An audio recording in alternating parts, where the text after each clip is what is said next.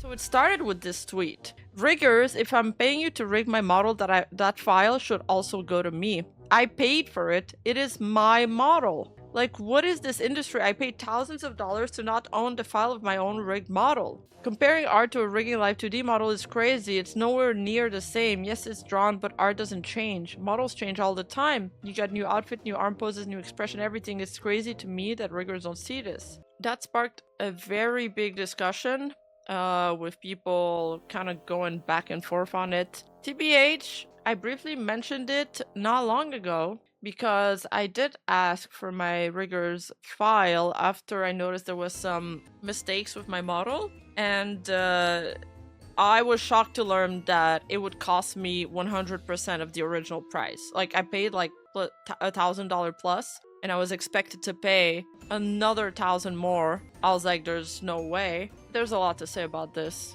So apparently it's not all riggers that don't give the file. Some of them actually do give it. What I'm wondering if the explanation and what I got from it is that the rigger giving away the file would be like giving away their trade secret. But now that explanation is also getting contested by other sources where people are like, well, you can't really do that. You can't reverse engineer it that easy, but you could copy some settings to a similar object. I really don't want to stir more drama, but given the circumstances, I might step in as a rigger. All this rigger not given the CM03 file, saying that riggers that don't give it to their clients are frauds or stuff like that is pretty hurtful. When you pay for a model, normally what you're paying is the MOC3 file. Some riggers ask for you more for the file, or some directly do not give the file point blank period. Now, if the rigger specifically doesn't want to rig the model anymore, as a rigger, yes, you should be given the file to the next rigger. If they want to disappear because they don't want to be in the industry anymore, go to your clients, explain the situation, and give it to them. And if they disappear from the get-go, that's an unprofessional rigger in the very beginning. I even told some of my mutual fellow riggers colleagues to give it since they are not rigging anymore and they didn't give it in the first place. And the job wasn't all 100% done. And not long ago, I was pretty disappointed in their actions. So this is kind of like the issue on the client side, is that a model needs to be upgraded constantly. But the thing is, because you don't have the CM03 file, it, one, forces you to always go back to the same rigger. And two, if that person disappears, you're kind of just screwed because you don't have the file. So the other side of this is if it's in their TOS, it's in their TOS, and it's kind of like a take it or leave it deal. You know, if you don't like it, then just go work with somebody else. Didn't give them the raw pics. Well, in photography, you usually do give the raw pics. You have a photography session. You take about maybe 2,000 photos. The clients will either sit with you, go through the photo and star them. And then they will get sent like the best ones, maybe the 300 best ones or less, depending. Or they'll ask the photographer to do a pre-selection and then they'll select the last ones and then they'll get edited. But I want to keep looking at some takes. Okay, so this is Rosie. She's like, I just want to add this because I think it's why it's such a big discussion. A lot of well-known riggers only work the same few clients, so the chance of working with someone who isn't well-established and also having to spend a large sum of money is more likely than being able to work with someone who already has a reputation for being trustable. I would say that if you're trying to keep for repeat business for your client via the agreement, it should be cheaper than a complete rig file. That is smart, actually. You could make a discount. Like, hey, all future updates would be discounted if you go through me. That is good marketing. I'm not gonna lie, I wish I had access to the source file for my Yuri models. The riggers disappeared off the face of the earth, and I can't contact them. If I want the models to have feature modern rigs, I'll need to be redone from scratch. This sucks. Like, and this is a big issue in this community, I'm not gonna lie, with professional or freelancers just disappearing. Like, for example, one of my short editors just straight up just stopped answering and just ghosted. And everything was going good. Like, we were on a roll, we were giving him constant work, he was like delivering, and then suddenly boom, he's gone. And I feel like that happens with so many people, and I mean, then you gotta, it's fine because you replace them with somebody else, but you know, you gotta look for them. So what happens if this happens to your rigger? Respecting artists and wanting clear source file terms are not opposites. A Live 2D model is not just a standalone illustration, it's a functional asset that may need maintenance, fixes, toggles, or updates later. If the CM03 file is not included by default, that is fine, but clients should know that upfront and have the option to negotiate access or transferable edit rights, especially when paying thousands. TBH, I only found out after I received my final model that I didn't get access to the file. I didn't even think about like asking for it though. They built your brand because you gave them work. You paid for them to do so. It wasn't something done of their own free will. If someone wants to be sure the exported product is manageable in the case the person you work with goes MIA, you should be able to take that file and go to someone else who can assist in managing it. Otherwise, you're stuck. It doesn't make sense to be bending over backward for people who only are helping you because you paid them. It would be different if they were doing favors for you, but not because they did the bare minimum. Well, you know what? That take was kind of well worded. I'm like getting convinced. Why is it, they were responding to this? Why is it always VTubers with the dumbest opinions on an industry they don't work in? I mean, they do work in it. What do you mean? The vast majority of VTubers love their artists and protect them because they built their brand. Y'all complain about everything under the sun, with the people you should be respecting, especially since you guys don't draw. You have no right to have anything. Okay, so that other tweet was responding to that, saying, and they're basically saying, well, they built my brand because I paid them for it. It's an exchange of service. I mean, on the other hand, wait, I mean, like some people are comparing it to art files, for example, like you don't give away the PSD file, but I also receive some PSD files sometimes. Sometimes I don't, but sometimes I do. What else? Maybe you could, I guess you could also compare it to video editing, like you wouldn't receive the work file, but it's happened before where we had an issue where an editor couldn't complete, where I did request a work file and that was never contested ever. So my video editors wouldn't mind giving me the work file. It's just they don't do it because what the fuck would I do with it? You know, like I wouldn't understand anything. Artists should absolutely be providing PSD files in the age of AI scammers. Ooh, true, that is smart, yeah. So this person saying this com files debate really pulled the curtain back on a lot of things. It shows how some artists actually feel about their clients, the imbalance of trust and fairness in the space, and one of my biggest pet peeves. Get mad if you want, but the phrase VTubing was built on the back of artists has always rubbed me the wrong way. Not only does it completely ignore the work riggers put into the industry, but it also ignores the client who are working multiple jobs, grinding every day, streaming for years, saving money and investing thousands of dollars into these projects that without the money, artists wouldn't be working in the space. Nobody is asking artists to work for free. Nobody's getting a model, illustration, or rig without paying for it. The industry exists because artists, riggers, and clients all play a role. One does not exist without the other.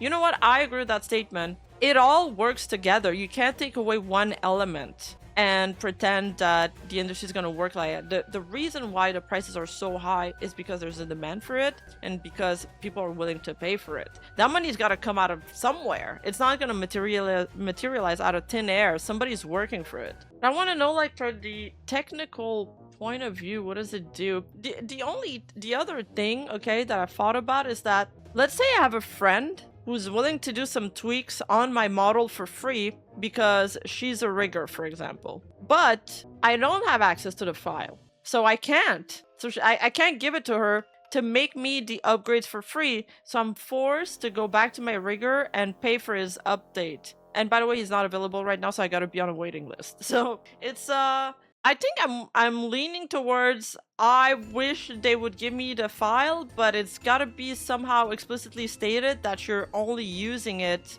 to update your toggles and you're not allowed to use it to, I don't know, copy anything. Everyone already shared their fair take about 2D VTuber source file access rights and like to add from a technical viewpoint that Lena's bring here. You can in fact import Mach 3 file back into Live 2D cubism, however you can only import them in animation mode, which means you can make new animations out of any VTuber models and export the Motion 3 files. That's the most extent the editor allows you. Anyone can quote-unquote steal your physics settings. Physics JSON delivered in your model is a readable text format. Live 2D editor has function to import physics files. Give someone an hour to recreate the parameters and they get your whole physics setup without the model. Oh, but they can already do that? And then anyone theoretically can make expanded use of their models to be used in games or other application. I'm not sure if this has been tried, however, I do heard some VTuber games featuring live 2D models, but I'm not sure if they're using actual models. Those are a list of possibilities of what you can do with VTuber's MOC3 files that I can think of.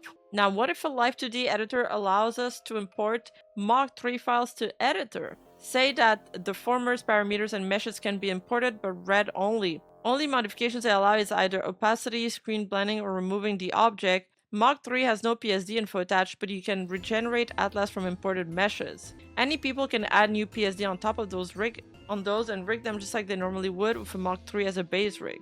I don't have that much knowledge in 3D modeling space, so I appreciate if anyone actually lead me on this, but with exported 3D models, you probably lose all info like bone names, rig script, and modifiers. However, that means Live2D has to rewrite their 20-year-old code base from the ground up. But it's actionable. The only question if they think it's worth the effort. Live2D is still in this weird spot where they want to go all in VTubers, game devs, or even TV anime production. Yes, they are making anime too. Aniplex owns the majority of the company. One decision they make will impact the other. Japanese bureaucracy doesn't help either. Yeah, if Mach 3 can be editable, I would be really happy, and I think clients would be too. From a Live2D's perspective, is it worth the effort? It doesn't open more opportunities. I would bring more people to use Live2D. Damn, so it's a limitation with the software itself, it seems. I think the main issue is that there aren't a lot of laws for this industry. Using my last example of photography, there are standards contract to let photographers keep raw files normally. But, I mean, photographers get paid a shit ton. Like, they get paid mad money for commercial contracts. It's usually for commercial contracts. So usually the raw files are included in those contracts. I don't know what contracts you're talking about. I've worked with a lot of photographers because I used to have a lot of photographer friends. And they're not possessive of the raw files. Like it's a click. It's just a click. They do like 10,000 photos in one session. Actually, if I was a client, I'd be pissed if the photographer just sends me all the raw files, by the way. I'd be like, what?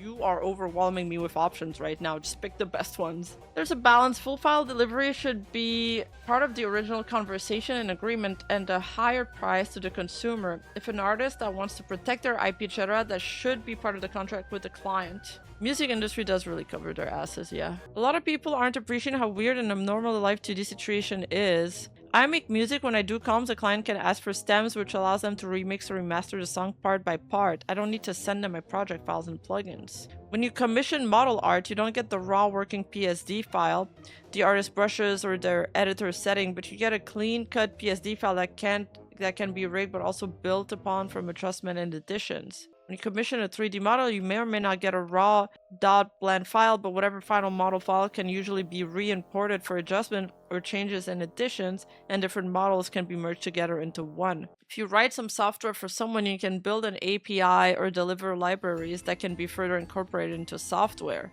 without having to deliver source code. This is a bit more controversial due to maintenance requirement, but it does work. When someone sends you a PDF file, you may not be able to edit the words on the page and reflow the text easily, but you can add overlays on top. Where is this going? If you buy a burger, you don't get the recipe, but you can still take it home and add your favorite ingredient inside and reheat it.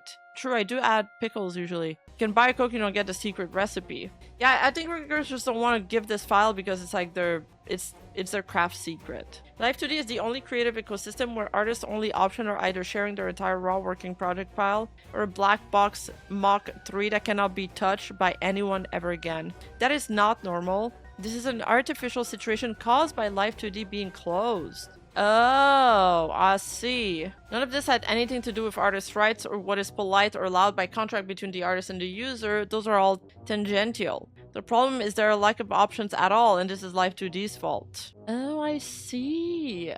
It's not a limitation, it's a future use because Live2D is not exclusive for VTubing rigging. What else do they do? Oh, it's used in VNs as well, visual novels and video games. So part of the problem is the architecture of Live2D itself. Yes, we are getting somewhere with this. Normally with comms, I don't give the archives though. I think it depends on the deal and TOS, since most, in my case, are personal use or non-commercial. You mean art comms? It really depends from artist to artist. Like, you know, there's some artists on VGen that will charge you more to remove like a transparent background. Whereas on Skeb, I mean, it's expected that they'll give you just a file with a transparent background. And sometimes when they're like, oh, I don't want to deliver the client like 3 different exported JPEGs, they'll just give you the PSD files and they're like, you know, you can remove the background itself. Remove whatever you want, I don't care. Wait, the night gacha game animations are done in live 2D? No shot. From now on, all VTubers should include asking the files in your contract.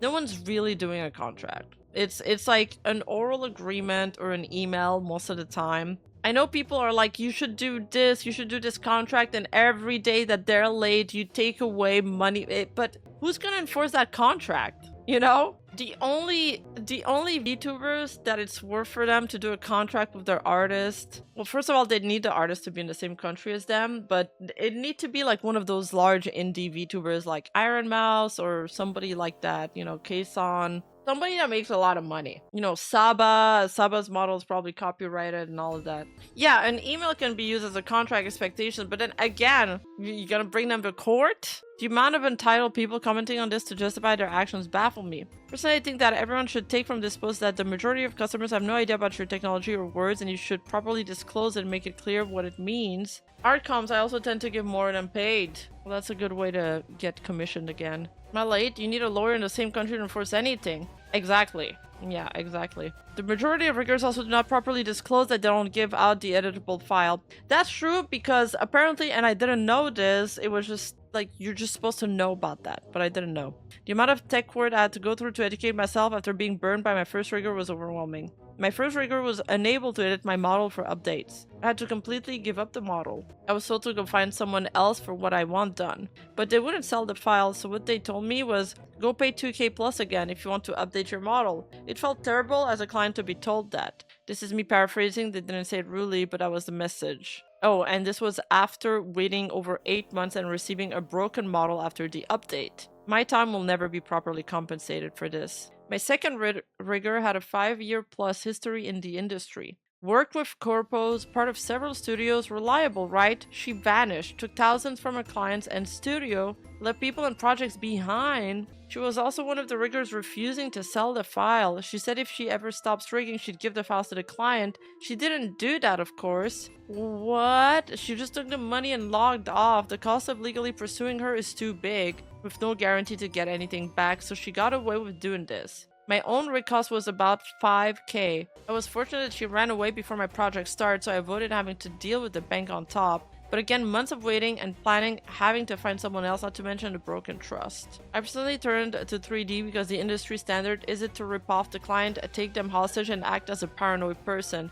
It's to cooperate, work together on making the model and project a success. TLDR, do as you wish as a rigger, just make it clear to the client. As a client, I will never work again with someone who doesn't provide the file. Wow. Didn't Cinder wanted to pull that? See how it ended? No, I don't recall Cinder wanted to grab a project model file. I heard our mouse talked about her model the other day. She specifically asked for a nude model at the start that she could outsource for different outfits. Yes, I did that too. But lately, when I went back to my Life 2D modeler for another outfit, she was like, well, I'm not sure we're gonna even use the nude model. It depends if I have to redraw parts and stuff. So I was like, why did I pay more for a nude model then? Like, fuck.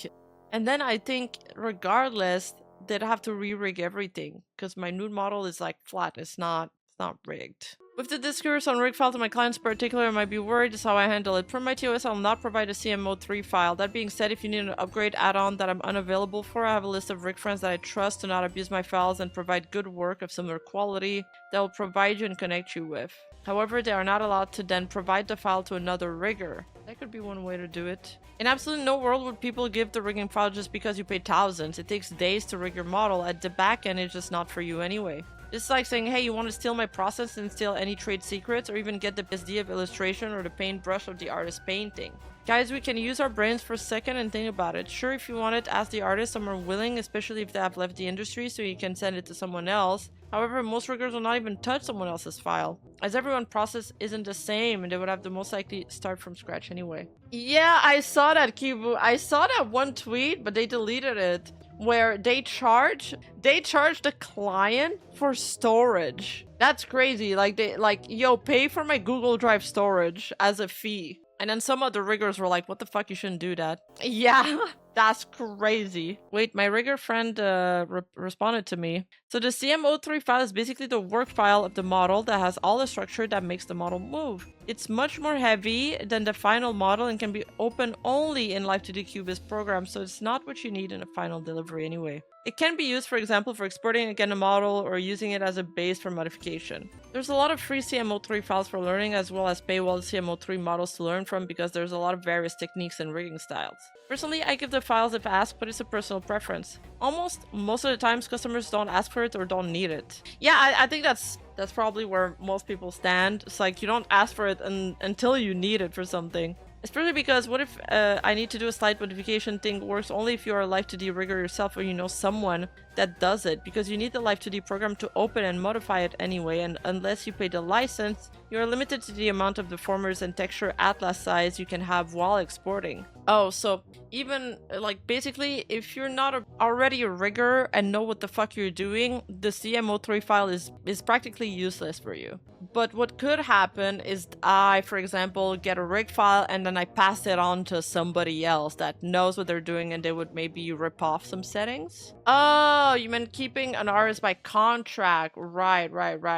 Wait, really? The one you saw was the TOS said if the client didn't pay in 7 days, they deleted the edibles? I missed that part. That is crazy. They held their shit hostage. Oh, this other person who made the thread on the like Live2D being the issue, they added more stuff here. I understand the rigger's perspective here because the project file is their workflow and settings, but for a client this is equivalent to buying a car you can service or change any parts on. Right to repair is a thing for a good reason. Right.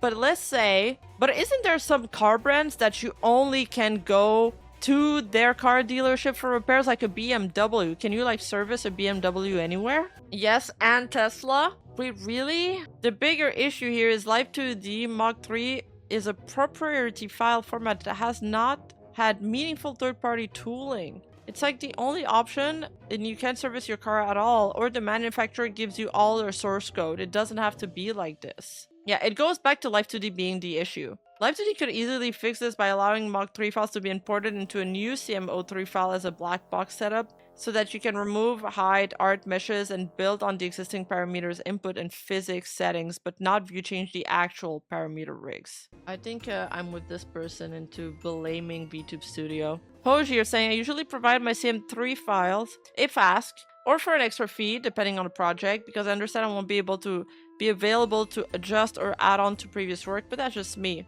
I don't mind if other riggers see my workflow. You can also replicate so much from someone else because everyone has their own style of working.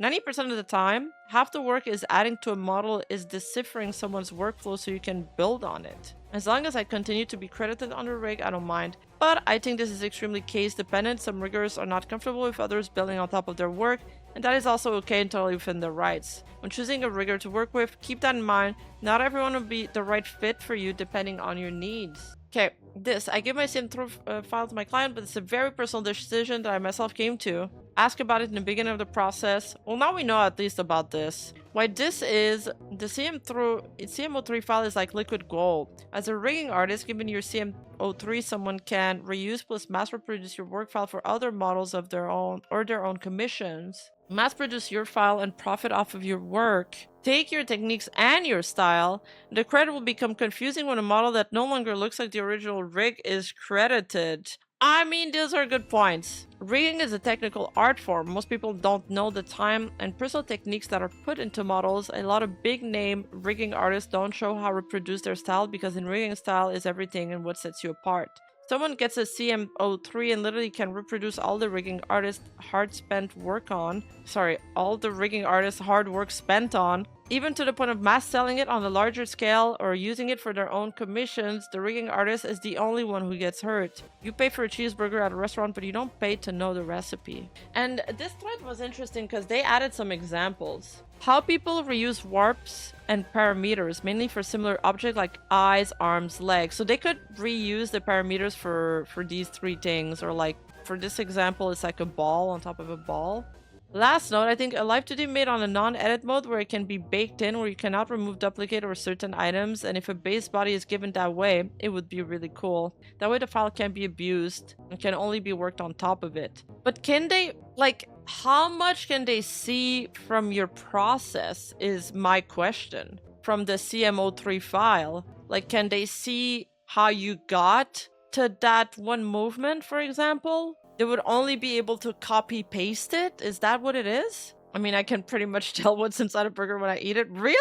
Can you tell what's the, like, Pepsi recipe? Apparently that's a trade secret. Last note, this should be taken as food for thought. OP is allowed to voice their frustration along with everyone else, but it also should remain respectful. In the end, you should ask these questions beforehand and inquire about their TOS contracted agreement. At the same time, if an artist does not wish to give their CMO3, you must respect their decision. Oh, if they are well versed in Live 2D, they can? Yeah, I'll definitely talk about this from the start. I want to have like a tired model toggle and a bald one for the Twitch redeems. What else? What else did I want? I kind of want my toggle for Juan to be held in my arms, and same with Con, like my mascots. I think those are the 3 toggles I'd like to add. Yeah, I think I mean, learned a lot. I think at the end of the day, it's a case by case thing. There should be an option to buy it that's not probably exorbitant. Like, at the end of the day, if you feel like you've made your money's worth selling the rights to your files, it's probably just worth it for you to sell it. How is Tesla's machination? Yeah, we got to the bigger problem. I didn't know you could only repair or service a Tesla, even a Tesla garage. That's crazy. Hey, you, don't forget to like and subscribe and hit that bell button. And I'll see you in the next video.